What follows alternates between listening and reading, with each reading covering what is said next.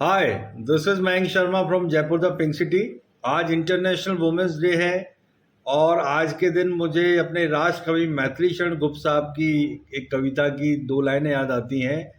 कुछ भी स्वामित्व नहीं रखती क्या अर्धांगिनी तुम्हारी, एक नहीं दो दो मात्राएं नर से भारी नारी। कहने का तात्पर्य ये है कि महिला जो होती है, महिला शक्ति जो होती है वो पुरुष से भी ज़्यादा होती है। वो महिलाएं कई बार पुरुष पर भारी पड़ती हैं और इसलिए हमें उनका सम्मान करना चाहिए, उनका आदर करना चाहिए। हमारा देश जो भारत है उसमें नारी को हमेशा सम्मान दिया गया है। मुझे एक कहानी याद आती है जो मैंने बचपन में सुनी थी।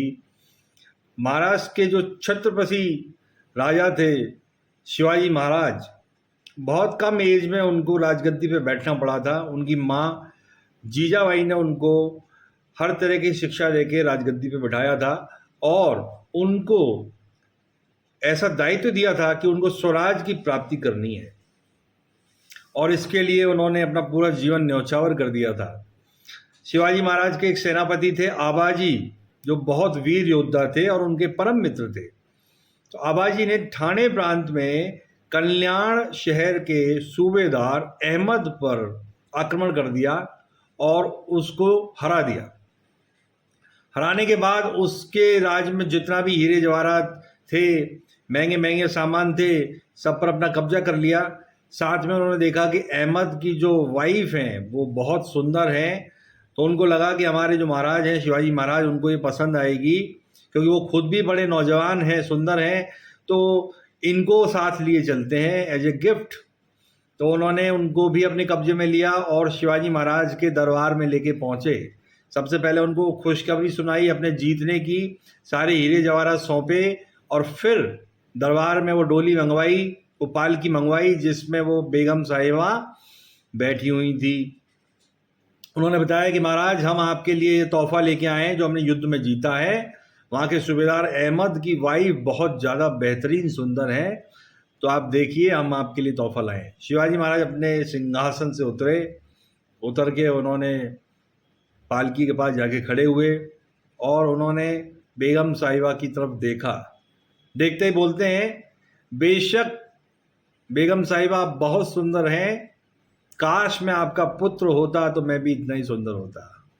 ये कहते हुए उन्होंने कहा, आबाजी आप इनको बाइज्जत इनके घर पहुंचाने की व्यवस्था करें। ये कहानी बताती है कि हमारे जो राजा महाराजा हुआ करते थे वो नारी के सम्मान की बात करते थे। हमारे देश में ऐसा कहा गया है कि यत्र नारी पूजन्ते रमन्ते तत्र देवता।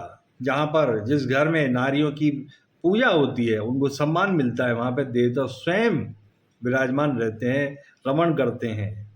हमारे जो देवी देवता हैं, जो हमारे गॉड हैं, उनके आप नाम की तरफ ध्यान दीजिए। उनके नाम में आपको उनकी वाइफ का नाम पहले मिलेगा, चाहे वो सीताराम हो, चाहे वो राधे कृष्ण हो या उमा शंकर हो, सब में उनकी वाइफ का नाम पहले आता है। हम जानते हैं हिंदू धर्म में ऐसी मान्यता है कि ब्रह्मा विष्णु महेश जो है इस सृष्टि को संभालते हैं। ब्रह्मा जी जो हैं वो इस सृष्टि को रचते हैं और विष्णु जी जो हैं वो पालनहार हैं और महेश अर्थात भगवान शंकर संहार करने वाले देवता हैं। लेकिन सारी सृष्टि इन्हीं के हाथ में है, ऐसी मान्यता गलत है। महिला शक्ति के बिना वहाँ भी काम नहीं चलता है। विद्या लेने के लिए आपको सरस्वती माँ के पास जाना पड़ेगा, धन प्राप्ति के लिए आपको लक्ष्मी माता के पास जाना पड़ेगा और शक्ति प्राप्ति के लिए आपको माँ दुर्गा की उपासना करनी पड़ेगी। तो उनके बिना काम नहीं चलेगा। इसलिए ऐसा कहा गया है कि यत्र नारी पूजन्ते रमन्ते तत्र देवता। महिला शक्ति जो है, सबसे बड़ी जो महिला का जो रोल है वो होता है माँ। माँ से बढ़कर कोई रोल नहीं है। और यदि आप अपनी माँ से प्यार करते हैं, उनको सम्मान देते हैं, तो आप किसी भी नारी का अपमान नहीं कर सकते हैं, क्योंकि आपकी माँ भी तो एक नारी ही हैं जिनकी वजह से आपका वजूद है। ये बात हमेशा ध्यान रखनी चाहिए। लकीली मेरी ऑर्गेनाइजेशन में काफ़ी फीमेल एम्प्लॉयज़ हैं और मैं उनके साथ मुझे काम करने का सुअवसर मिला है। तो मैंने ऑब्जर्व किया है बहुत समय से कि बहुत सारी यूनिक उनमें चीज़ें हैं जो मुझे लगता है कि मेल एम्प्लॉयज़ में नहीं मिलती हैं। जो मैंने फ़ील करी मैं चाहूँगा आपके साथ शेयर करूँ। सबसे बड़ी बात होती है कि वो बड़ी एनर्जेटिक होती हैं और बड़ी चीयरफुल होती हैं। कोई भी काम को बड़ी खुशी-खुशी करती हैं। जैसे मैंने देखा कई बार हम मीटिंग वगैरह करते हैं, तो जो फीमेल पार्टिसिपेंट होती हैं बहुत अच्छा उसमें पार्टिसिपेट करती हैं मीटिंग में। वो इंटरैक्टिव होती हैं और बोलने में बड़ी एक्सपर्ट होती हैं। उनको नॉलेज बहुत अच्छी होती है। टाइम मैनेजमेंट उनका बहुत अच्छा होता है क्योंकि उनको पता है कि उनको घर भी सँभालना है, जॉब भी सँभालनी है, तो अपनी जो भी टास्क होती है उसको टाइम पर पूरा कर लेती हैं। कॉन्फिडेंट होती हैं। मैंने देखा है कि एक बार को लड़के थोड़ा झिझक जाएँगे, किसी मॉब के सामने बोलने में, भीड़ के सामने बोलने में उनको झिझक होगी, लड़कियाँ नहीं घबराती हैं। वो बहुत अच्छा बोलती हैं। बहुत बोलने में तो खैर वो बहुत एक्सपर्ट होती हैं। वैसे भी कहा जाता है कि फीमेल कैंडिडेट जो होती हैं वो मेल से 3 गुना ज़्यादा बोलती हैं, ऐसा साइंस बोलती है। तो बोलने में बड़ी एक्सपर्ट होती हैं और लॉयल होती हैं। अब काफ़ी स्टडीज़ निकल के आई हैं, उसमें ये पता चला है कि फ़ीमेल कैंडिडेट जो होती हैं, वो ईमानदार होती हैं, लॉयल होती हैं, ऑनेस्ट होती हैं और इसलिए कई देशों में तो अब फ़ीमेल एम्प्लॉइज़ को रखा जा रहा है कि वहाँ पे इतना ज़्यादा करप्शन बढ़ गया है। अभी मैं कुछ दिन पहले एक न्यूज़पेपर में पढ़ रहा था कि कुछ देशों ने अपने गवर्नमेंट डिपार्टमेंट्स में फ़ीमेल कैंडिडेट को प्रेफ़रेंस देना शुरू किया है क्योंकि उन्होंने देखा है कि कंपैरेटिवली फ़ीमेल कैंडिडेट जो हैं, वो ऑनेस्ट हैं, मेल कैंडिडेट्स की तुलना में। तो ये बड़ा अच्छा एग्ज़ाम्पल है और इस तरीके से काफ़ी सारी चीज़ें जो हैं मुझे लगता है कि ऐसी हैं जो यूनिक हैं फीमेल कैंडिडेट्स में। और एक और बड़ी रोचक बात जो मैं आपको बताऊं, यदि जिन घरों में बच्चों को आपने कभी ऑब्जर्व किया हो तो जो फीमेल जो चाइल्ड होता है, मतलब गर्ल की मैं बात कर रहा हूँ, जो छोटी बच्ची होती हैं आप देखिएगा वो 1 डेढ़ साल में पूरा बोलना सीख जाती हैं और चलना शुरू कर देती हैं। जबकि जो बॉयज़ होते हैं वो 2.5-3 साल तक रगड़ते रहते हैं। उनको ना तो ढंग से चलना आता है, ना वो ढंग से बोल पाते हैं, तोतला के बोलते हैं।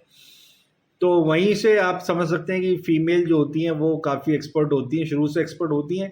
बस ये है कि हमारी विचारधारा समाज की ऐसी है कि उनको दबा के रखने की मानसिकता होती है। उनको हमेशा ये दिखाया जाता है कि आप जो हैं लड़कों से पीछे हैं, इन चीज़ों में आप नहीं कर सकती हैं।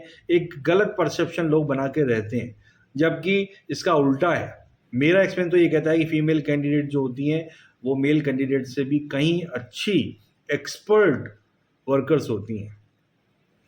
तो इस तरीके से ये मेरी खुद का एक्सपीरियंस मैंने आपसे शेयर किया और मैं चाहूँगा कि हम सब इस भावना से काम करें। फीमेल्स के साथ हम परस्पर पूरे रिस्पेक्ट के साथ काम करें, एक हार्मोनियस वे में काम करें। एक एनर्जी लेवल अलग होता है जहाँ पे फीमेल कैंडिडेट्स होती हैं।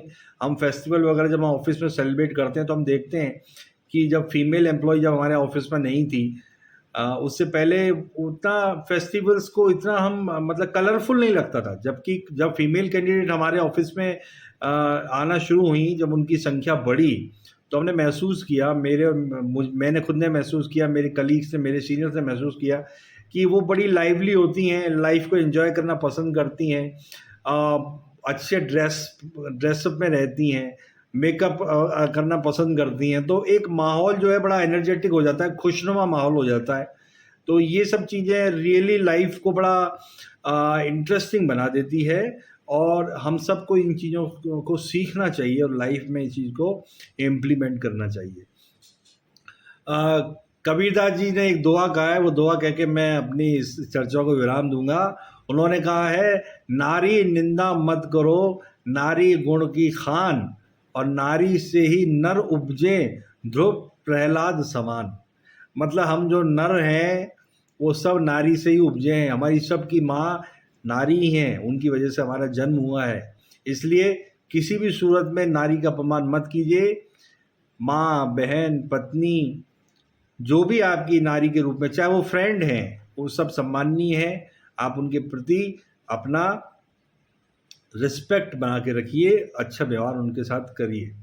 और महिलाओं को मैं ये कहना चाहूँगा कि वो अपनी गरिमा का ध्यान रखें। आपको पूजनीय कहा गया है, आपको भगवान ने अपने नाम से भी पहले आपका स्थान दिया है, अपनी वाइफ का नाम दिया है, तो आपको मेल से किसी भी तरह का कंपैरिजन करने की कोई ज़रूरत नहीं है। आपका स्थान बहुत उच्च है, इसको ध्यान रखें और अपने पद की गरिमा बनाए रखें। Thank you so much, thank you for hearing me.